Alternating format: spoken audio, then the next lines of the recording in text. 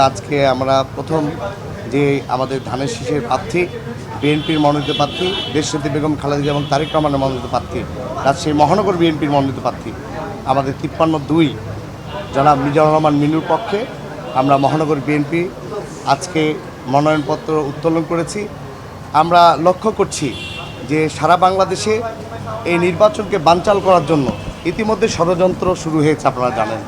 এই ষড়যন্ত্র অংশ হিসেবে আমরা মনে করছি যে বর্তমান সরকারের এবং নির্বাচন কমিশনের অতি দ্রুত যে সমস্ত সন্ত্রাসীরা রয়েছে, অর্থ দানকারীরা যারা রয়েছে এবং আজকে যারা বিভিন্ন পরিকল্পনা করছে নির্বাচন বানচাল করার, সেগুলো ফাইন্ড আউট করে নির্বাচন যেন সুষ্ঠু সুন্দরভাবে হয়, গণতন্ত্র প্রক্রিয়া বাধাগ্রস্ত যেন না হয়, সেই জন্য আমি নির্বাচন কমিশন সহ বর্তমান সরকারকে আমরা বিশেষ অনুরোধ করব। প্রার্থীর নিরাপত্তা নিয়ে কোনো সংকট আছে সার্বিকভাবে?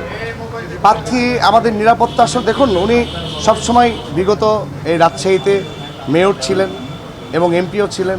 তিনি একাই রিক্সাতে বিভিন্নভাবে ঘুরে বেড়ায়।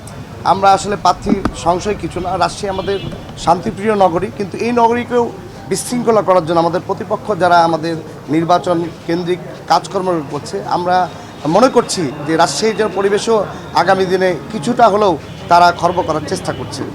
আমরা আশা করব প্রার্থীকে অবশ্যই কিছু একটা নিরাপত্তার ব্যবস্থা তো করতেই হবে। আমরা সরকারকে স্বৈরাচার পতনের মূল উদ্দেশ্য হলো এদেশে গণতন্ত্র প্রতিষ্ঠা, ভোটের অধিকার প্রতিষ্ঠা, ন্যায় প্রতিষ্ঠা।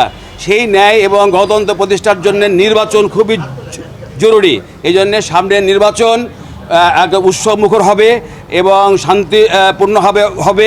জনগণ এবং ভোটাররা স্বতঃস্ফূর্তভাবে ভোট দিবে, এটা আমাদের বিএনপির আশা এবং আকাঙ্ক্ষা। এবং আমরা মনে করি এই নির্বাচনে কোনো সমস্যা ষড়যন্ত্রকারীরা কোনো সমস্যা ঘটাতে পারবে না। আর যারা যদি কোনো সমস্যা সৃষ্টি করে, জনগণকে নিয়ে জাতীয়তাবাদী দল তার বিরুদ্ধে ব্যবস্থা নেবে। আজকে আমরা আমাদের প্রার্থী রাজশাহী 2 আসনের মিজানুর রহমান মিনুর মনোনয়নপত্র আমরা উত্তোলন করলাম। ইনশাআল্লাহ আল্লাহর ইচ্ছায় জনগণের ভোটে আমরা জয়যুক্ত হব। ধন্যবাদ।